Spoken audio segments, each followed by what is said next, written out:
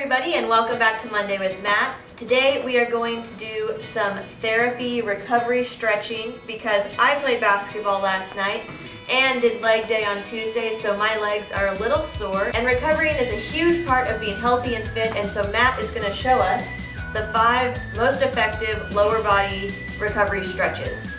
Okay, so our first stretch is downward dog. If you've ever done a yoga class, you probably know what this is. Even if you haven't, it's a pretty common thing, but why is this such a great stretch, Matt? It's one of the best stretches for your calves and hamstrings overall, and it's not a dangerous exercise. It's easy to learn and healthy for you. Perfect, yeah. So let's get into it.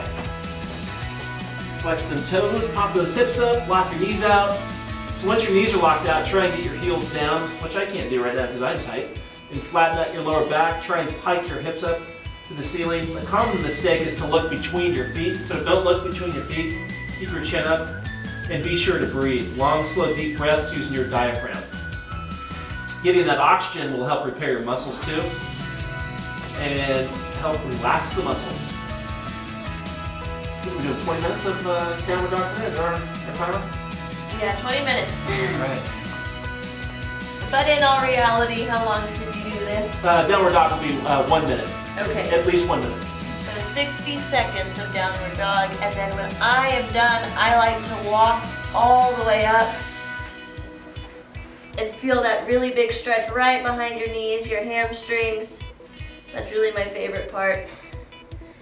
And we're done. Next exercise is hip extension. Hip extension is used for stretching out your hips and your IT bands, which are commonly tight from hard workouts that lead to knee injuries. So we're going to stretch those muscles out. Let's stretch. All right, let's do it. So lie on your back, bend your knees to 90 degrees, cross your ankle over your knee, rotate to the side. Oof, almost got hit there. And then this leg rotates outwards. So push this leg out. You should get a stretch along your hip. And you should get a stretch. I'm going to stretch this way. So it should be stretched on the outside of the leg and the glute. And then your arms are typically out to the side, and you want to rotate your head the opposite direction of your legs. So in this case, both of us are going to rotate our heads to the right.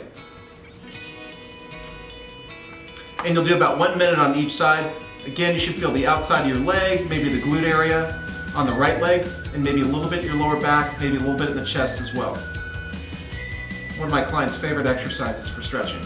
So about 1 minute on each side. So once you finish this side, we switch it up, cross over, rotate down, and this leg rotates outwards. You should be feeling the outside through the glute, the IT band on the outside of the left leg. And look that way. Look that way. To the left, to the left. All right, let's do stretch number 3. 1 minute of these on each side.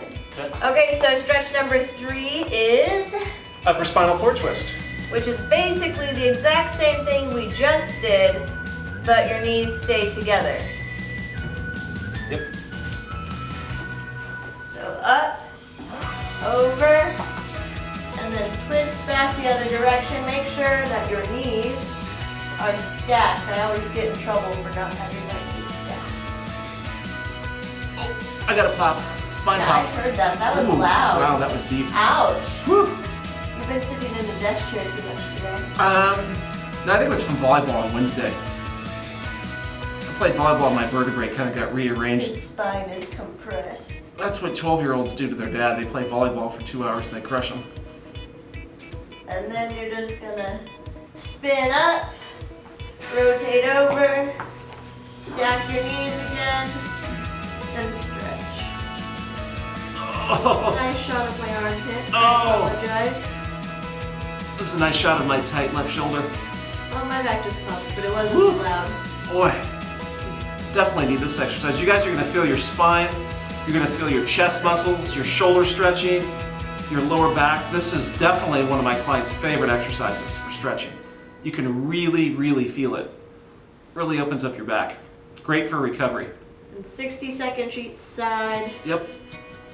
All right, let's move on to stretch number 4. This is the hip flexor stretch. I feel like I'm posing in like a middle school like sports photo, like Smile the for the volleyball camera. photos. Oh yeah, big smile, big fake smile. But this one really does feel good. Yeah. This is helping recover from that big leg day on Tuesday And basketball. and basketball. Only 6 people showed up to play, which means I played a full game running up and down the court. I believe you were the only girl out there. I was the only girl out There's a there. couple people that questionable, but I think you were the only one. It's a co-ed team.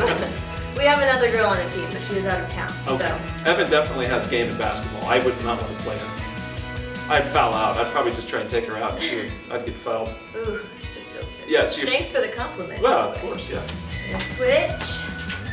And so this one, if you're looking for a time, once again, a minute on each side. But I think I would probably stay in this for a little longer just Yeah. because I'm really, really tight. Yeah. And 60 seconds, a minute is just kind of a good thing to go off of. But if you feel really tight in one spot and it feels really good to stretch it out, just keep going until you feel really loose. Yep. Stretching your hips. And I'm so bad about stretching before and after I exercise. Well, and you have to do it. That's the key to prevention of injury and really having great workouts or sports performance. And these muscles we're stretching out now usually are some of the tightest in the body. And if they're not stretched out, usually you get lower back and hip problems. So if you have lower back issues, hip problems, then you need to be doing this one a few times a day. Well, that's why I thought we've been doing workout videos. We should probably do a recovery video. That's a great idea. And if you guys watch next week, we're going to do an upper body recovery video because I'm sure since my legs are already trashed, we're going to do arms today. That's a great idea. So, okay, so this reminds me of elementary school, but this is going to stretch your groin, which is always really tight, especially after a run. So you're going to do 30 in the middle, 30 to the right, touching your foot. Ooh, that's my favorite. Yeah. And then 30 to the left, touching your other foot. You should feel a really intense stretch on your inner thigh. What tips do you have for this one, Mateo? Try and keep your feet pointed straight ahead, so don't turn your feet out like this. Try and keep them turned in. You can actually get a better stretch. Don't bend your knees. Try and keep your knees straight.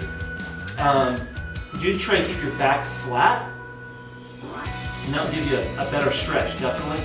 And be sure to breathe. These are some really heavy-duty stretches, so it's important that you breathe through them. Take some long, slow, deep breaths as you're doing them, and don't rush because you could strain a muscle. So be careful with these. Those are my tips. Nice tips. So I hope you are feeling all loose and limber. We are going to go exercise for real now that I'm all stretched out and feeling good. Don't forget to check back next week. We're going to do upper body recovery, and then after that we'll get back into doing the really intense short-term workouts. So we will see you guys next Monday.